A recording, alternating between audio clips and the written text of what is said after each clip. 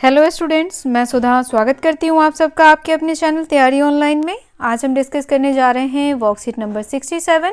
Worksheet number 67 सामाजिक विज्ञान का वर्कशीट है। वर्कशीट है क्लास 10th का। वर्कशीट 19 दिसंबर 2020 का है। बच्चों, आज का हमारा टॉपिक है लोकतंत्र के परिणाम, जिसके कुछ प्रश्न दिए गए हैं। हमें इन प्रश्नों के उत्तर लिखने हैं। तो 1 अंक वाले प्रश्न देखते हैं सबसे पहले। तो यहाँ देखिए, पहला प्रश्न हमारा है सही विकल्प का चयन कीजिए। यहाँ कुछ विकल्प दिए गए हैं, हमें बताना है कि कौन सा विकल्प सही है। उससे पहले हम प्रश्न को देख लेते हैं।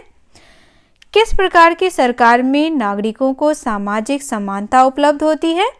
तो यहाँ देखिए 4 ऑप्शन दिया गया है। पहला है राजतंत्र, दूसरा तानाशाही, तीसरा लोकतंत्र और चौथा है एकतंत्र।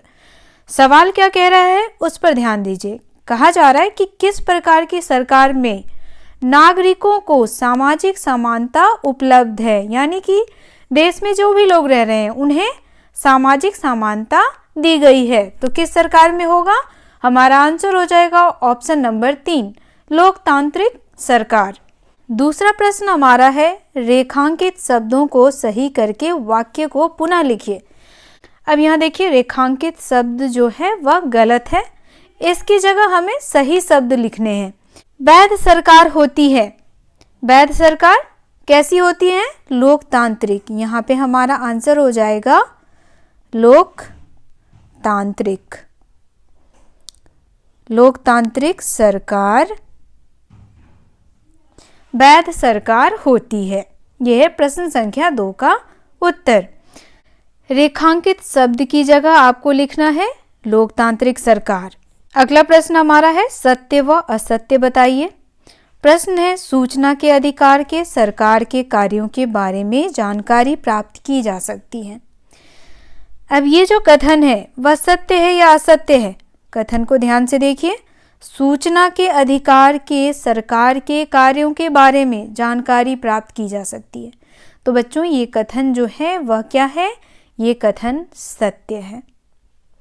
तो प्रश्न संख्या 3 का उत्तर हो जाएगा सत्य। चौथा प्रश्न देखिए। चौथा प्रश्न हमारा है लोकतंत्र को अपने शब्दों में परिभाषित कीजिए। हमें लोकतंत्र के बारे में बताना है। तो देखिए इसका उत्तर। प्रश्न संख्या 4 का उत्तर हो जाएगा लोकतंत्र का शाब्दिक अर्थ है लोगों की सरकार। जो सरकार लोगों के द्वारा चुनी जाती है और बनाई जाती है उसे हम कहते हैं लोकतांत्रिक सरकार। लोकतंत्र में जनता सरकार को चुनती है तथा सरकार को बदल भी सकती है। तो सरकार को चुनने और बदलने का अधिकार किसके हाथ में होता है? जनता के हाथ में होता है। इसे कहते हैं लोकतांत्रिक सरकार। अब आगे देखिए बच्चों, 3 या 5 अंक वाले प्रश्न। पहला प्रश्न हमारा है शिकायतें किस प्रकार लोकतंत्र को सफल बनाने में सहयोग देती हैं? तो इसका उत्तर हो जाएगा लोकतंत्र में लोगों को अपने विचार व्यक्त करने की आज़ादी होती है। लोकतंत्र में लोग सरकार की नीतियों की खुले तौर पर आलोचना कर सकते हैं। जब यही आलोचना या शिकायतें सरकार तक पहुंचती हैं तो सरकार अपनी नीतियों को सुधारने का प्रयास करती है। इससे सरकार को बेहतर निर्णय लेने में मदद मिलती है तथा लोकतंत्र और ज़्यादा सुदृढ़ होता है। तो ये हो गया प्रश्न संख्या पहले का उत्तर। दूसरा प्रश्न हमारा है लोकतंत्र से कौन कौन से परिणाम अपेक्षित हैं? तो देखिए बच्चों, इसका उत्तर हो जाएगा लोकतांत्रिक सरकार में कानून का शासन होना चाहिए। लोकतांत्रिक सरकार जनता के प्रति उत्तरदायी होनी चाहिए। लोकतांत्रिक सरकार में एक समान विकास सुनिश्चित होना चाहिए। लोकतांत्रिक सरकार में असमानता तथा गरीबी नियंत्रित होनी चाहिए। लोकतांत्रिक सरकार में व्यक्ति की गरिमा तथा स्वतंत्रता सुनिश्चित होनी चाहिए। लोकतांत्रिक सरकार में विविधताओं का सम्मान होना चाहिए। लोकतांत्रिक सरकार में सभी को समान अधिकार दिया जाता है, चाहे वह गरीब हो चाहे वह अमीर हो। सभी के लिए एक समान विकास सुनिश्चित किया जाता है। अगला प्रश्न हमारा है लोकतांत्रिक व्यवस्था को शासन की अन्य व्यवस्थाओं से बेहतर क्यों माना जाता है? क्यों माना जाता है बच्चों? क्योंकि लोकतांत्रिक व्यवस्था में सभी को समान अधिकार दिया जाता है। किसी में भी जाति या वर्ग के आधार पर भेदभाव नहीं किया जाता है। तो चलिए इसका उत्तर देखते हैं। देखिए इसका उत्तर हो जाएगा, लोकतंत्र में सरकार का चुनाव जनता करती है। लोकतंत्र में जनता शासकों को बदल भी सकती है। अगर वह जिस सरकार को चुनती है, अगर सरकार उसके हित में कार्य नहीं कर रहा तो जनता क्या करती है, उसको हटा भी सकती है। जनता में इतनी ताकत होती है। लोकतंत्र में कानून का शासन होता है। लोकतंत्र में एक व्यक्ति, एक वोट, एक मूल्य होता है। लोकतांत्रिक सरकार वैध सरकार होती है, यानी लोगों के द्वारा जो चुनी गई सरकार होती है उसे वैध सरकार कहते हैं। लोकतांत्रिक सरकार जनता के प्रति जवाबदेह होता है।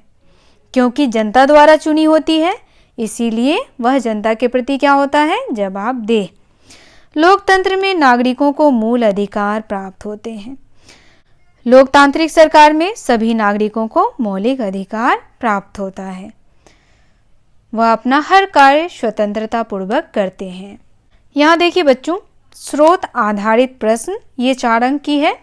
यहाँ एक अनुच्छेद दिया गया है, इस अनुच्छेद को पढ़ेंगे और इससे संबंधित प्रश्नों के उत्तर देंगे। व्यक्ति की गरिमा और आज़ादी के मामले में लोकतांत्रिक व्यवस्था किसी भी अन्य शासन प्रणाली से काफ़ी आगे है। प्रत्येक व्यक्ति अपने साथ के लोगों से सम्मान पाना चाहता है। अक्सर टकराव तभी पैदा होते हैं जब कुछ लोगों को लगता है कि उनके साथ सम्मान का व्यवहार नहीं किया गया है। तो बच्चों यहाँ देखिए, लोकतांत्रिक सरकार यानी लोकतांत्रिक शासन में क्या होता है कि सभी जो नागरिक होते हैं उस देश के, सभी को समान अधिकार दिया जाता है, चाहे वह किसी भी जाति वर्ग के हो। सभी के लिए विकास की सुविधा जो होती है वह एक समान होती है। गरिमा और आज़ादी की चाह ही लोकतंत्र का आधार है। दुनिया भर की लोकतांत्रिक व्यवस्थाएं इस चीज़ को मानती है, कम से कम सिद्धांत के तौर पर तो जरूर। अलग अलग लोकतांत्रिक व्यवस्थाओं में इन बातों पर अलग अलग स्तर का आचरण होता है। लोकतांत्रिक सरकारें सदा नागरिकों के अधिकारों का सम्मान नहीं करती।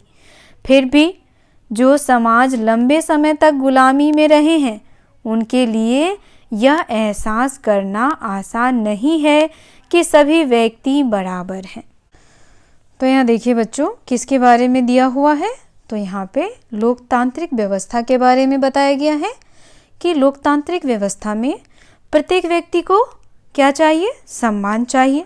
वह अपनी ज़िंदगी गरिमा और आज़ादी के साथ जीना चाहता है। लोगों में तभी टकराव होता है जब उनमें असमानता होती है। पहले क्या होता था, जैसे गरीब वर्ग के लोगों को मंदिर में नहीं जाने दिया जाता था। आपने पढ़ा होगा भीमराव अंबेडकर जी के बारे में। जब वो छोटे थे तो उन्हें मंदिर के अंदर नहीं जाने दिया जाता था और वो सीढ़ियों पर बैठे बैठे यही सोचा करते थे कि उन्हें क्यों नहीं जाने दिया जाता है, क्योंकि उस समय लोगों में भेदभाव था। लोग क्या करते थे, छोटी जाति को मंदिर के अंदर नहीं जाने देते थे। उन्हें किसी भी प्रकार की सुविधा नहीं दी जाती थी और उनका लोग शोषण करते थे, जिस वजह से क्या होता था, लोगों के बीच आपसी टकराव होते रहते थे। तो लोकतांत्रिक व्यवस्था में लोगों को समान अधिकार दिया गया। इसमें जात पात का भेदभाव समाप्त कर दिया गया। तो बच्चों, इसीलिए लोकतांत्रिक व्यवस्था बनाया गया। अब देखिए, पहला प्रश्न हमारा है, टकराव कब उत्पन्न होता है।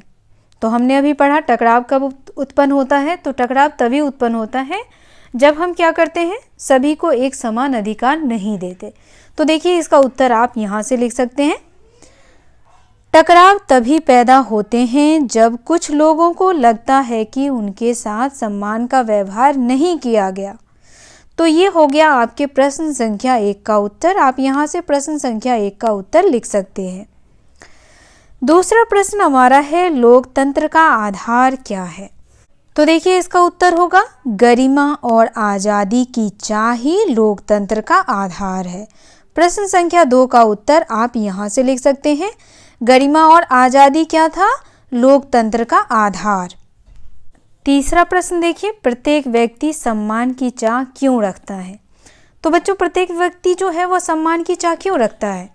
वह सम्मान की चाह अपनी आत्मसंतुष्टि और स्वाभिमान के लिए रखता है। अगला प्रश्न हमारा है, क्या व्यक्ति की गरिमा और आज़ादी को लेकर संसार की सभी सरकारें समान रूप से व्यवहार करती हैं? तो बच्चों इसका उत्तर हो जाएगा नहीं। व्यक्ति की गरिमा और आज़ादी को लेकर संसार की सभी सरकारें समान रूप से व्यवहार नहीं करती है, क्योंकि सभी देश की व्यवस्थाएं अलग अलग होती हैं। इसी वजह से संसार की सभी सरकारें समान रूप से व्यवहार नहीं करती हैं। तो बच्चों आज का ये वर्कशीट यहीं समाप्त होता है। वर्कशीट आपको कैसा लगा आप हमें कमेंट करके अवश्य सूचित करें। अगर आप हमारे चैनल पर नए हैं तो चैनल को सब्सक्राइब कर लें, बेल आइकन को दबाएं ताकि सभी नोटिफिकेशन आप तक पहुंचता रहे। वीडियो को लाइक करें और अपने दोस्तों के साथ शेयर करना बिल्कुल ना भूलें। तो मिलते हैं अगले वर्कशीट में। आप सबका धन्यवाद।